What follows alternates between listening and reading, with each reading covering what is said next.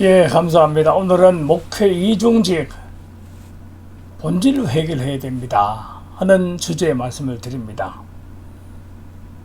오늘 우리 시대의 심각한 교세 약화로 인해서 여러 자구책이 강구되고 있는 것 같습니다.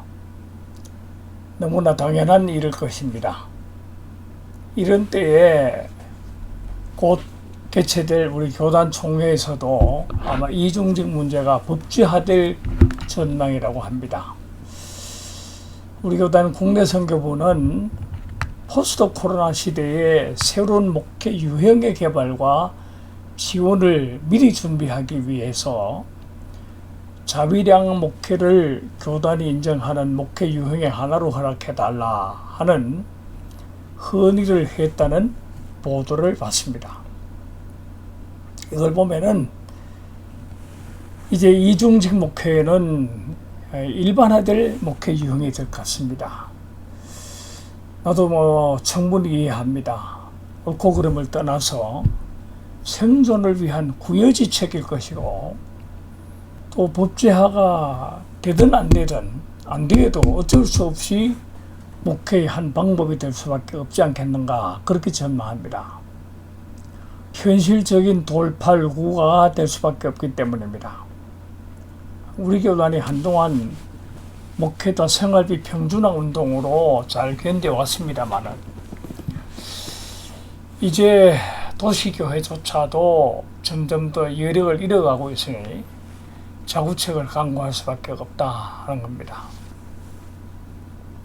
다 좋은 일이고 또 궁여지책이기는 하지만은, 나는 왠지 마음에 좀 찜찜한 생각이 들어요.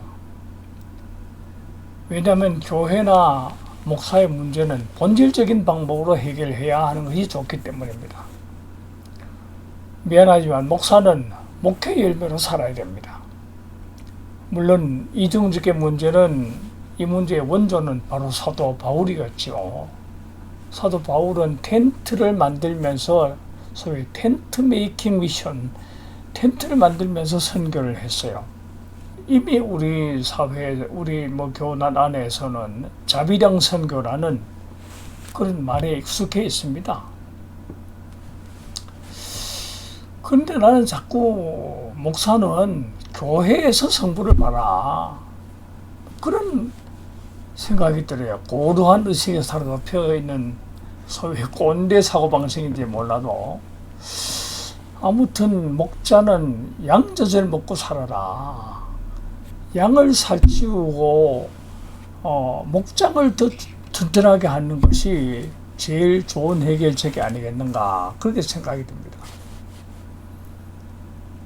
여러분은 내가 경제적 어려움이 없는 안정된 목회를 했기 때문에 하는 배부른 소리로만 들릴 수 있겠습니다만은, 사실 나도요, 소위 생활고에 시달리고 기아선상에 허덕이는 목회를 했었어요. 물론 지금과는 시대 상황이 다르기는 하고, 그래서 시대착오적 사고라고 말할지 모르지만은, 아무튼 나도 처음부터 안정된 목회를 한 것은 아니었습니다. 나는 28살 늦은 나이에 군대에 제대를 했습니다. 남보다 늦은 나이에 신학대학에 들어가서 졸업을 하고 군대를 가더라고. 대위계급의 중대장과 같은 나이로 군대 생활을 했습니다. 그러다가 28살이 끝나가는 12월에 제대를 했는데, 참으로 기가 막힌 아픔은 목회할 곳이 없었다는 것이었어요. 나는 교육자가 목회지가 없다는 것이 얼마나 처량한가를 그때 경험했습니다. 물론 길지는 않고 약 한 5개월 정도였습니다만, 그러나 그때는 정말 정신적으로 참 힘들었댔습니다. 나는 당시 기독교 장로교단 소속 신학교인 한국신학대학을 졸업했거든요. 그러니까 기독교 장로의 전도사였죠. 근데 기장에 선배 목사님을 아는 분이 거의 없었어요. 고향 영주에 단 한 교회가 있는 기장교회 목사님도 알긴 알았습니다만 인사하고 지낼 정도뿐이었으니까 뭐 나를 이끌어주고 목회지를 안내해줄 선배가 없었습니다. 뭐 경상도 특히 경북 북부 지역은 모든 교회가 뭐 감리교도 침례교도 성결교도 없을 정도고 거의 모든 교회가 예장 통합적 교회뿐이었고 사실 나도 통합적 교회 출신이니까 목회를 하려면 기독교 장로의 소속 교회로 가서 목회를 해야 되고 그러려면 타 지역으로 가서 해야 되는데 갈 곳이 없었어요.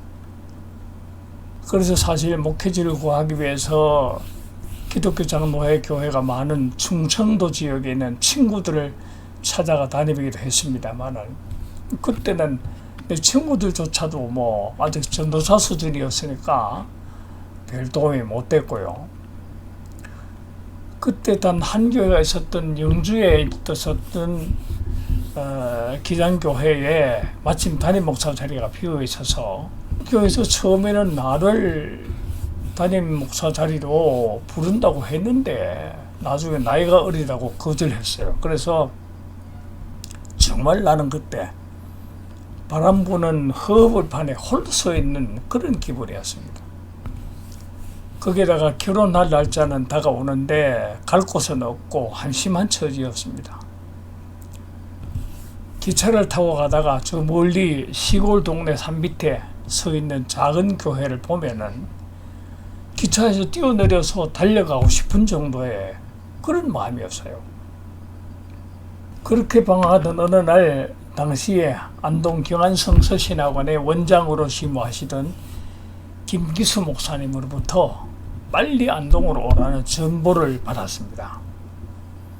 김 목사님은 경안성서신학원 교회사 교수 시절에 내 고향교회 부흥사경에 강사로 오셨다가 처음 만난 분으로 후에 나를 경안성서신학원으로 부르셔서 신학 예과를 공부하게 한 뒤에 같은 교수였던 류시홍 목사님과 함께 나를 서울에 있는 한국신학대학으로 추천해서 보내셨던 그런 분이신데 버스를 타고 국도를 지나가시다가 도로변에 서 있는 나를 보셨다는 거예요.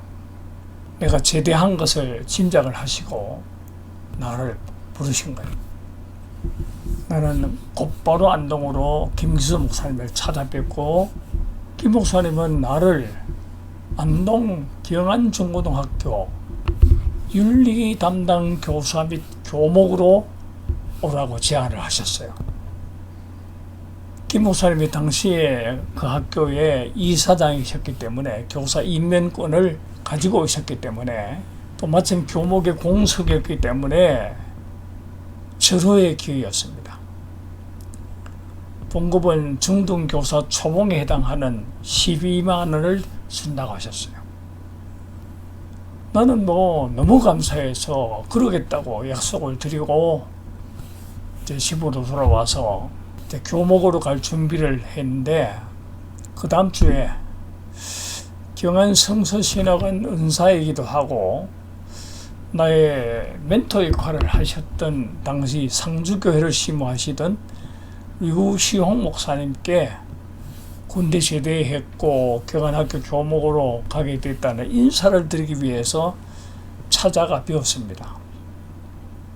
근데 이 목사님은 저에게 교사로 가기보다는 목회를 해야 된다고 하시면서 당신의 당회구역 안에 있는 작은 농촌교회 상주군 은평면 무릉리에 있는 무릉교회 전도사로 오라고 하셨습니다.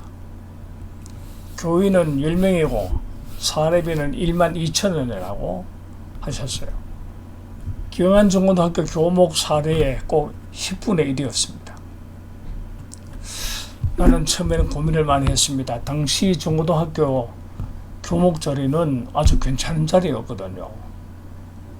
그러나 목사가 되려고 신학을 공부한 이상 나는 학교 교목보다는 교회 목회를 하고 싶었습니다. 생활비가 10분의 1도 안 되고 환경도 시골이고 교인도 10명밖에 안 돼요. 사실 생활 자체가 거의 불가능한 형편이었지만은 그래도 교회의 목회를 하고 싶었습니다.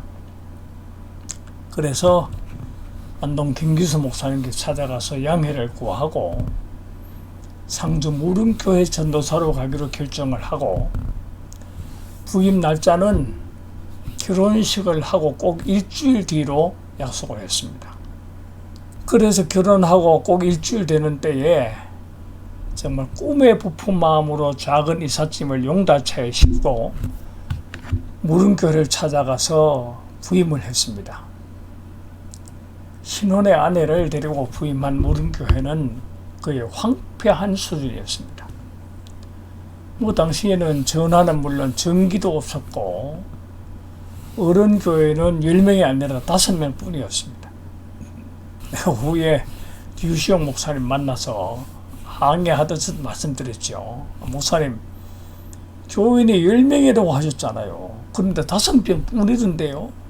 그러니까 이 목사님은 웃으시면서 그래 10명 맞잖아.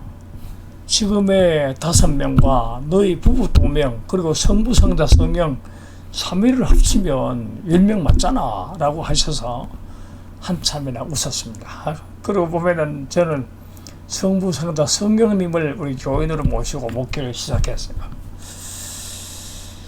거기다가 전임자는 목회보다는 시골 사람들에게 돌팔이 의사 노릇을 하다가 보건당국의 고발을 받아서 사임을 하고 나가셨어요.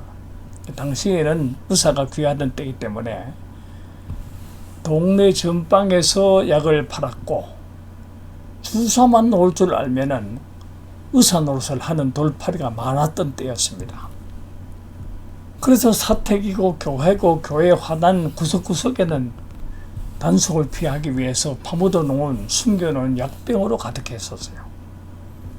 부임 후에 몇 달간은 우리 부부가 이 약병 판에서 버리는 일이 가장 중요한 목회 활동이라고 할 수 있을 정도였어요.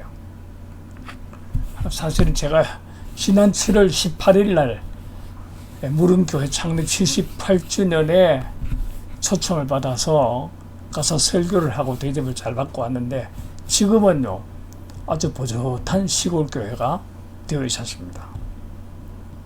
정말 처음에는 막막했어요.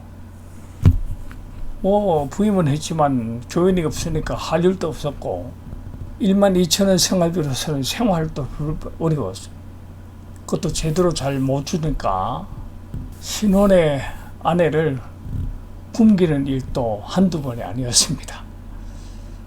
그때는 요즘같이 다른 교회에 보조를 받는다거나 선교비 지원이라는 개념 자체가 없었으니까 있으면 먹고 없으면 굶어야 하는 때였습니다. 교인들이 갖다 주는 성비로 먹고 살기는 역부족이었습니다. 그야말로 나는 맨 땅에 헤딩을 하는 그런 목회를 시작할 수밖에 없었습니다. 그러나 아직 젊었던 나는 살 길을 찾기 위해서 우선 동네 사람들에게 새로 부임한 전도사인 자신을 알리는 일을 먼저 하기 위해서 동네 집집마다 찾아다니면서 인사를 다녔습니다. 차츰 동네 사람들을 알기 시작했습니다. 그때는 이제 제가 부임했을 때가 5월달이었으니까 농번기가 다가와서 저는 들로 논으로 밭으로 다니면서 인사를 하고 그랬죠. 근데 나의 그 첫 목회지에 거기서 정말 기억나는 사람이 2사람이 있어요. 유일한 총각 집사였던 권명진 집사, 그리고 또 한 분이 당시 무릉국민학교 교감이었던 안성근 교감. 정말 이분들이 참 좋은 목회 동역자였습니다. 안 교감님은 대구의 합동측 교회 안수 집사로서 이곳에 교감으로 부임하셔서 무릉교회를 출석을 했는데 전임 전도사님의 행태를 보고 실망을 해서 교회를 안 나오고 이 주말에 대구 본교회로 가셨던 분인데 전도사 하시고 왔다는 소식을 들으시고 다시 교회를 나오게 되었는데 이 50대 중반에 안교가 되면 정말 내가 평생 잊지 못할 참 좋은 나의 동역자가 되어주셨어요. 그때는 나를 알리는 동네 사람들에게 나를 알리는 중요 방법 중 하나는 동네 기름사에 무조건 참석하는 것이었습니다. 또 그때는 그 동네 거의 제일 어른 노릇 했던 분이 그 안교감님인데 안교감님이 같이 가셨죠. 안교감님이 늘 가면 아들 버린 나에게 상석을 헐 양보하시고 사람들에게 좋은 전도사님이라고 소개해 주시고 그래서 동네 사람들 앞에 나를 알려주셨어요. 때로는 학교에 찾아가면 운동장 중간까지 달려 나오셔서 나를 영접했어요. 그래서 나중에는 교사들도 나를 그렇게 대우하시더라고요. 그래서 아주 쉽게 그 동네에 주요 인사로 세움을 받았습니다. 권집사님 요즘은 장로는 됐습니다만은 그분과 안교감 같이 처음 한 것이 동네 사람들을 교회로 불러오는 일로 동네 사람들을 초청해서 동네 발전을 위한 토론회를 개최한 것이었습니다. 농한기에 별로 할 일이 없었던 동네 사람들은 그런 모임에 아주 즐겁게 참석을 했어요. 물론 강사 토론자는 그 동네 이장, 새마을 지도자, 청년회장, 부녀회장인데 시골 어른들이었던 그분들에 비해서 대학을 졸업한 나는 늘 토론의 주도권을 갖고 토론을 이끌어가게 되었고 그래서 나도 차츰 그 동네에서 지도력을 확보해 나갔습니다. 가장 주요했던 또 하나의 목회 사역은 교회 주보를 대화라는 이름의 동네 주간 신문으로 만들었습니다. 당시에 많이 사용했던 모조지, 팔절지를 접으면 4면이 되는데 그걸 2장을 하면은 8면이 됩니다. 이 8면의 주간 신문 대화에 물론 제일 첫째 페이지에는 내 칼럼을 실었고요. 그 다음에 이제 두 번째, 세 번째 페이지는 예배 순서를 실었고 다른 페이지는 동네 소식을 실었어요. 물론 당시에는 요즘 같은 프린터가 없을 때이기 때문에 가리방이라고 출판이라고 하는 그런 철판에다가 초가 초로 도장된 종이에다가 손으로 긁어서 글씨를 써서 등사기에 수동으로 밀어서 만드는 그런 신문이었어요. 근데 동네 청년들을 모아가지고 기자로 임명을 하고 취재나 등사 모두를 이 사람들한테 맡겼습니다. 그 기사는 동네 사람들이 일상적인 일들을 취재한 것이었어요. 예를 들면 그런 거죠. 아무개 집에 서울 사는 사위가 왔다. 또 누구 집에는 돼지 새끼를 몇 마리 낳았다. 또 누구 집에 딸이 언제 시집을 간다. 그런 내용의 등등의 동네 사람들의 이야기가 기사였습니다. 그런데 이 신문이요, 히트를 쳤어요. 동네 사람들이 자기 이름이 있는 인쇄물을 받아보는 기분이 감격적이었어요. 교회 나오는 청년 거의 모두를 기자로 임명을 해놓으니까 기사도 넘쳤고요. 참여도도 아주 높았고 동네 사람의 관심도 아주 높았어요. 아주 크게 재미를 본 목회 사역 중에 하나가 그러니까 주보를 동네 신문으로 만든 것이었어요. 그리고 또 하나 주요했던 사역은 동네 청년들을 모아서 연극단을 만들어가지고 저녁에 동네 사람들 교회로 모아서 연극 공연을 한 것이었습니다. 이게 청년들을 모으는 중요 방법이기도 했고요. 연극을 이제 주로 선극을 했죠. 실제로요, 그 극 중에서 사도 바울 역할을 했던 청년이요, 그 연극을 하다가 회심을 했어요. 예수님을 만나서. 굉장했죠. 그래서 그런 것들을 통해서 동네 사람들을 교회로 불러오는 그런 일들을 했습니다. 그때만 해도 동네 사람들하고 우리 교회하고 나오는 아주 친한 관계가 1년도 안 돼서 돼버렸어요. 동네 사람들에게도 교회는 익숙한 그런 공동체 공간이었거든. 그리고 각종 절기 행사를 동네 행사로 해서 청년들이 활동을 하게 하고 해서 그때 당시에는 그 동네에서 청년들 중에 교회 안 나오면 미개인 취급을 받을 정도였습니다. 그러니까 주일이나 수요일 저녁에는 교회 앞 골목에는 청년들로 가득했어요. 당시에는 대학도 못 가고 도시에 나가 취업도 못한 고등학교 졸업생 연령대 청년들이 시골에 아주 많았습니다. 그런데 그들의 청년들의 문화 활동에는 거의 없었어요. 그래서 교회가 그들의 문화 활동의 중심지가 되게 한 거죠. 와서 당연히 교인이 그야말로 막 기하급수적으로 늘었어요. 한꺼번에 수십 명이 세례를 받는 그런 역사도 있었고요. 그러니까 1년에 교인이 50여명이 됐어요. 그러니까 당연히 내 생활비나 교회 재정이 문제가 없이 자립이 되었고요.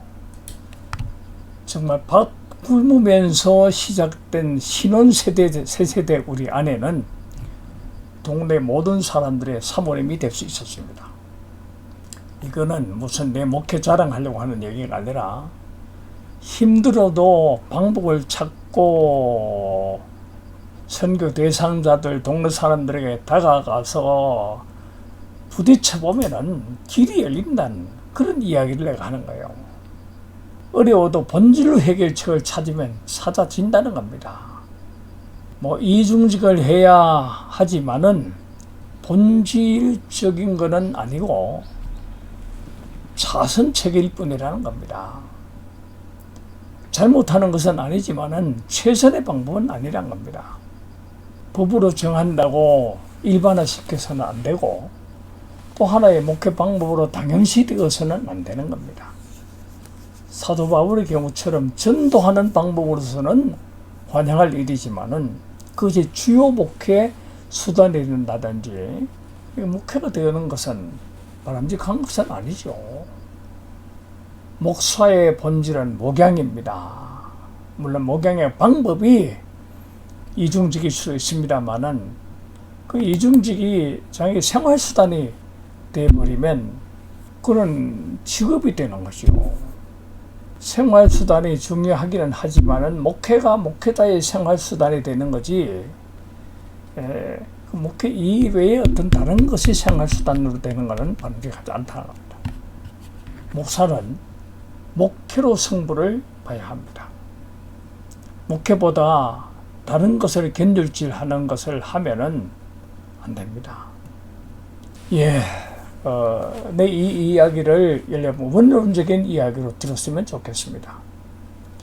이중직으로 힘겹게 목회하시는 동역자 여러분들을 편애하는 것은 아니고 편배하는 것은 아니고요.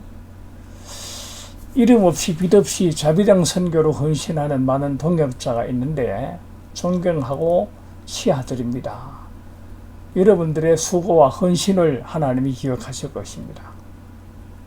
그럼에도 불구하고 그것은 차선책일 뿐이라는 사실을 제가 이야기해 드리려고 하는 겁니다. 이 어려운 때에 현장에서 땀 흘리시는 모든 목회자들을 제가 치하를 드리고 감사를 드립니다. 제가 말씀드린 말씀이 그냥 참고가 되면 좋겠습니다. 마치겠습니다. 감사합니다.